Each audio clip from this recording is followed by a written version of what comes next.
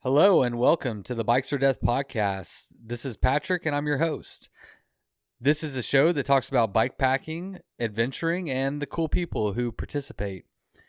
This show is a little bit different. If you've been following along, you'll know that I recently went on a bike packing trip to Big Bend Ranch State Park with Jared Foster and his adventure media class. It was a super awesome experience, and I am going through all that audio right now, getting it ready to put into a podcast. And while I was doing that, I came across one particular audio file that I've decided to release as a standalone podcast. This interview is with Anna Claire, and she and I sat down on morning of day 2 of this bike packing trip, and we were all filling up water, getting ready for the day. And she and I had some time where we were just sitting there in a dry creek bed to chat. So I asked her if she'd do a podcast or do a little interview with me, and she obliged. And it's I was thinking a little 5-minute conversation, but we wound up talking for like 25 minutes or so. And it was so good that, like I said, I decided I was just going to go ahead and release it. All right, but first, let's get to some housekeeping. If you want to keep up with me and the show and what we've got going on, you can find me at Bikes for Death on Instagram. And I just launched a Facebook group as well. So if you're on Facebook and on Instagram, that's fine. You can find us there. Of course, it's Bikes for Death. And of course, you can find me on Patreon at Bikes or Death. And for as little as $1 a month, heck, if you only subscribe for like a month and give me $1 and then you unsubscribe, I'm going to send you a sticker, a Bikes or Death podcast sticker. So, yeah, that's pretty awesome. I know what you're thinking. You're thinking to yourself right now, I should probably subscribe as a Patreon for $1 and then drop it a month later and give me a free sticker. And you should do that. And I'd appreciate it. It's more than just the money part. You've heard the saying, you vote with your dollars. Well, when people take the time to go to Patreon, type in Bikes or Death, go through the process and kick a few dollars into my bank account, number one, I'm like, holy shit, people really are appreciating this. But also, you are helping the show be better. And what I mean by that is I've personally financed the entire show. My ideal situation is that it's a community supported show. If you listen to my last episode with Tom and Indy, the audio quality was not as good as I would like. And that's because my mobile podcasting studio is only designed to record 2 people. So my goal right now with Patreon is to get to $400, at which point I'm going to buy a new digital recorder that can record multiple guests, up to 4 at one time, which I think will be great. I'd love to get more multi-guest shows. And Anna Claire is actually a perfect example of that because as you'll hear, she and a friend of hers are trying to put on a women-specific bikepacking festival.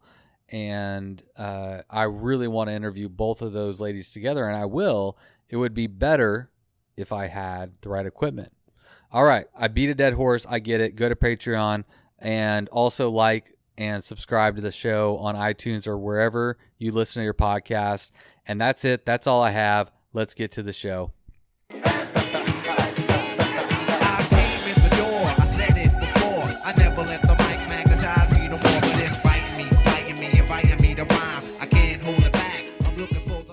All right, so Anna Claire, is that right? Or yes, Anna Claire? You can call me AC.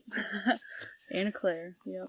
So what capacity are you here on this trip? Like, what is your role in this trip?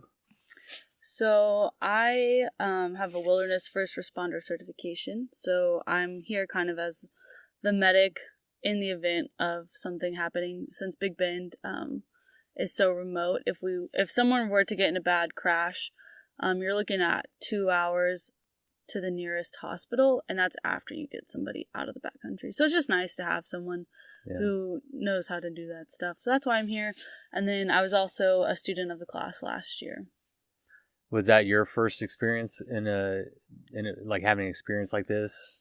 Bike packing and camping and all that, or what kind of experience did you have coming into that? So I grew up camping a lot, and went on my first backpacking trip when I was 16 and was hooked. I had never done anything like that, and I loved it. And so I was like, okay, how can I do more Where'd of that? you go? I went in the San Juan Wilderness. Okay. Out of Pagosa. Yeah, that'll get you hooked. Yes, it will. and so I applied to work at the Outdoor Pursuit Center at Texas Tech, which is a leadership training program. And it's a trip program, so I got to do trip leading, like backcountry trips for students at Tech. Then I also worked at the climbing wall and was wall manager for a while. And then I also do like a bunch of other stuff with them, like social media. So I did that for 3 years, and that was really fun. And that's where I learned a lot of my like hard technical skills that I didn't have before. Mm-hmm. So adventure is not new at this point to me, but I'm definitely like more addicted to it. And like the more times I do it, the more I appreciate and value it. Yeah. It becomes, for me, it's become a necessity. I've just realized that I need food, water, and adventure and outside and all those things. So tell me about your first trip to Big Bend. How did that go? Like my first ever trip to Big Bend? Well, the one with Adventure Media, because you came here last year. So last year we did Rio Doso. Oh. Yes. So we were, we started in the town and then we rode out, and it was a lot of double track and gravel riding with a little bit of forest roads and some single track, but it was not anything as technical as what we're doing out here. I gotcha. But yeah, on our second day, we were coming down this really, really steep gravel road, like super steep, and people were dropping bikes along the way, stopping to take pictures, and so it kind of pushed a line to the left, and just bad luck, I was coming down, and my tire hit a rock, and it slid my bike out from under me, and I somersaulted 3 times, hit my head on the ground, got knocked out, then woke up. Out? Yeah, for a second, and then as people came over, I was like starting to regain my senses, and of course, they're all photographers and videographers, so there's video of me talking afterwards. I didn't remember that. And and I got a concussion. It destroyed my helmet. Like, I hit a rock and it punctured it all the way through the helmet, which is crazy because it's like, that's hard to do with the helmet that I have. Yeah, you had a serious impact. Thankfully, I got a crash replacement, so that was great. But so it went all the way through, but didn't actually hit your head. The rock went through the helmet, but I didn't have a scratch, but I had a huge bump on the back of my head. Yeah. But yeah, and I was obviously devastated, especially, it's hard, like, it shows that it can happen to anyone, because I was the most technically, quote-unquote, proficient person on the trip, and had the most backcountry experience, but, like, it just, stuff can happen. I said that to one of the guys yesterday, like, we were talking, I'm like, it's serious out here. Yeah. Like, I could crash. I mean, it's well within reality that I could take a spill and I could get hurt, like anyone could. So exactly, you have to definitely keep that in mind and respect it. Yeah, for sure. So what happened after you got the concussion? What'd they do? Yeah, so last year we had a sag wagon, so they brought the van over to the end of the gravel road, and I just walked my bike down. I tried to ride it down. I was like, I'm fine. I was not fine. And so we get to the bottom, and they're like, let's just take you in town, because Foster's wife, Amanda, is a nurse, and so I was going to go see her in town, and she was like, yeah, you're not going back out there. At least for sure not today. So I stayed in town for a night, and then I was like, I have to get back out there. So I just slept and rode in the wagon, or the van, for the rest of the trip, and I didn't get to ride my bike again, which was really devastating. But I still got to produce and still get to be outside, which was awesome. But yeah, concussions suck. It lasted a long time.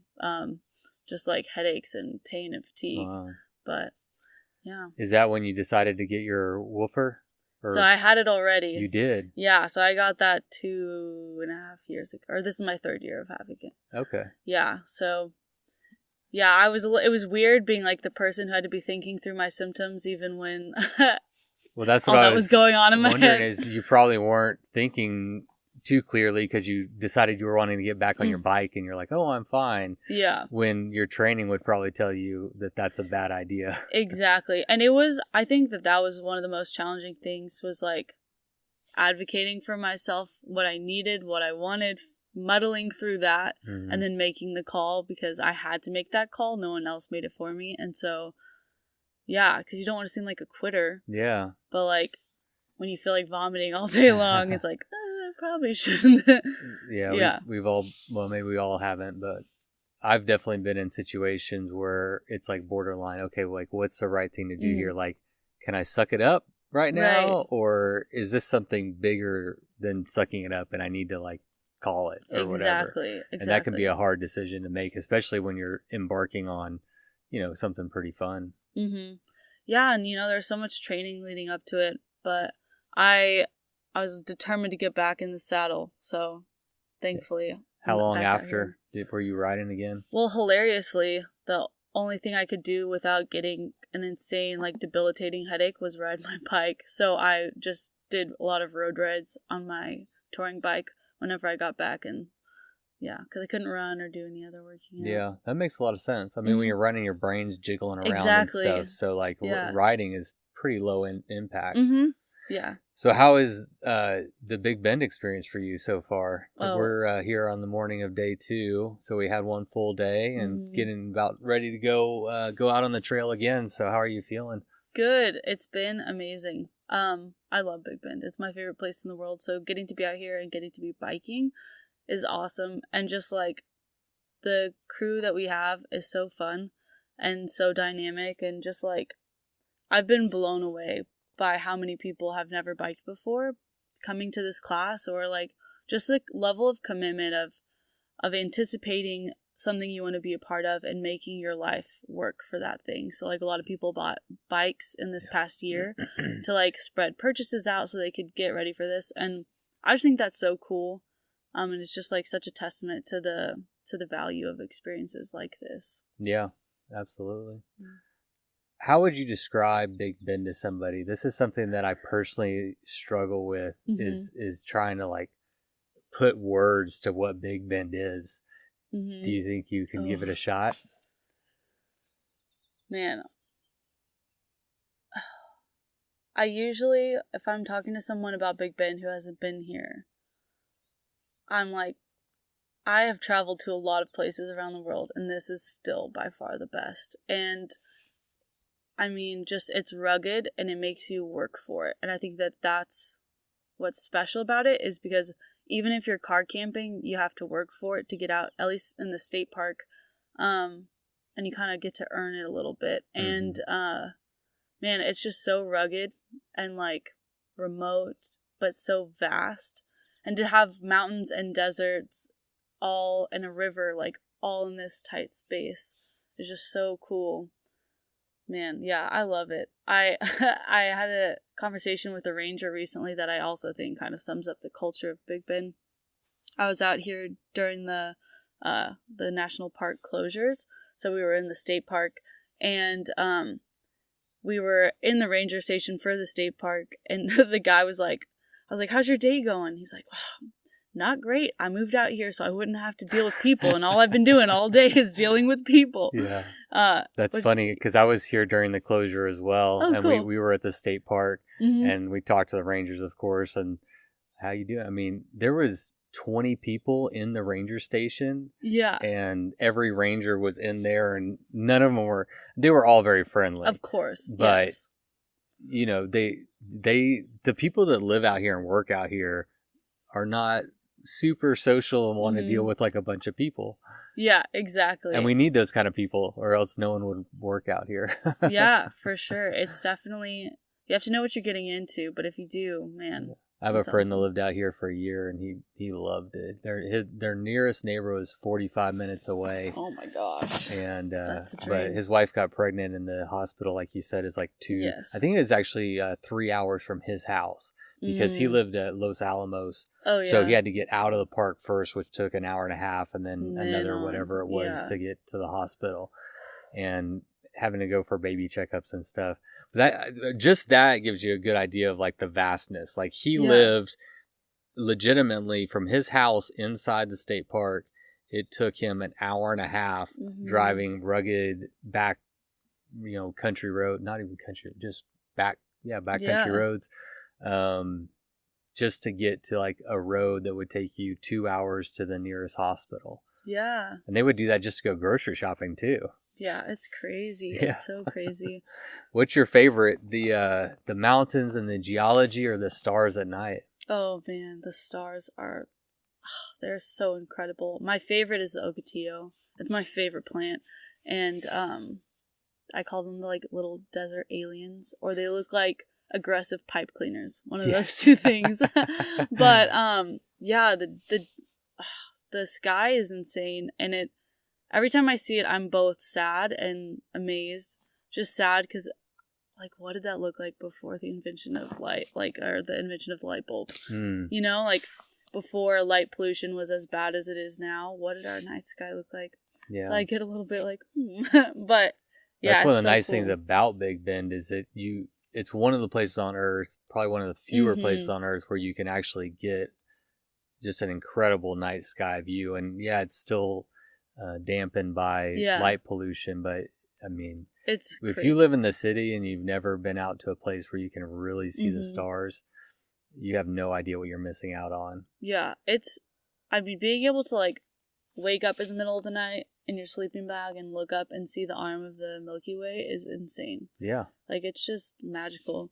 And I grew up going to star parties at the Davis Observatory in Fort Davis, the McDonald Observatory in Fort Davis, and yeah, it made me have a lot of wonder about the Big Bend skies, which keeps me coming back.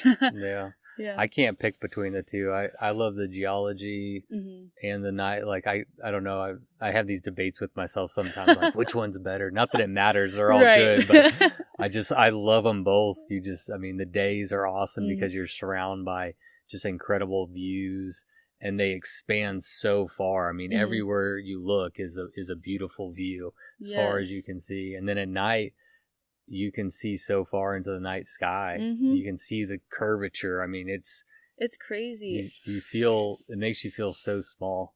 Yes, exactly. And that's why I love coming out here, because I always get perspective on just everything, Well, to circling back what you said, like it makes you earn it.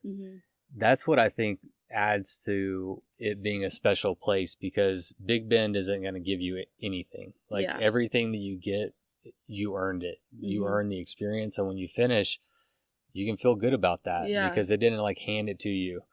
And so that ruggedness and remoteness, like, it really adds to your experience and the value you get out of it. Yeah, exactly. And I struggled a lot as a child, and still now too, like with fears and insecurities and doubts about myself or my body's abilities.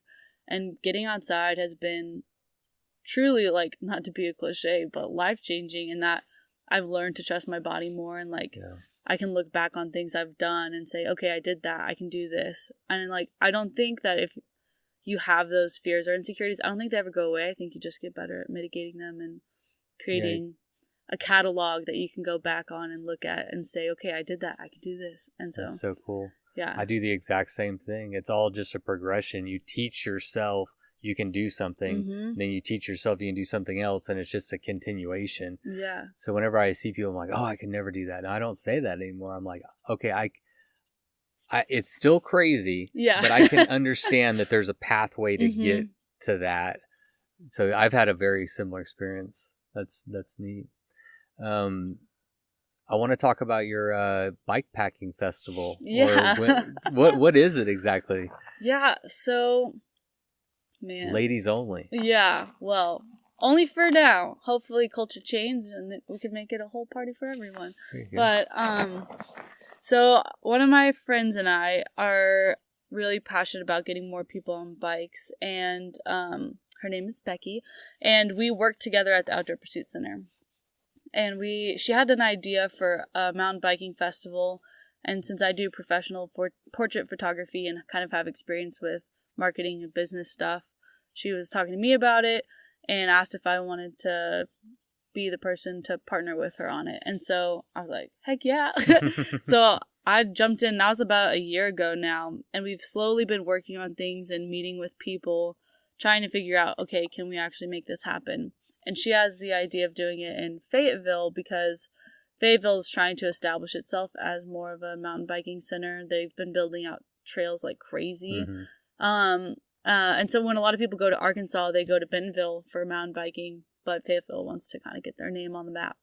And so we were like, awesome, there's like, the city wants it, so they'll be supportive of us. And we just feel like there's a need for a festival that does more than just bike demos, which is great and awesome. I agree. But we'll have bike demos, don't worry.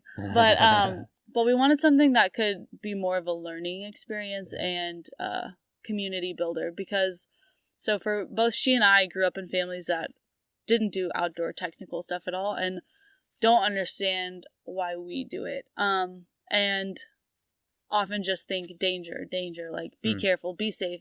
And while that's sweet, it can also get, hard for you to hear that over and over again, that they're worried of the danger. Yeah, you're carrying that with you exactly. on some level. Yeah, and we realize that a lot of the women that come into the Outdoor Pursuit Center program are a little bit behind compared to the men in the program, in that they don't have a support system, whether that's family or friends.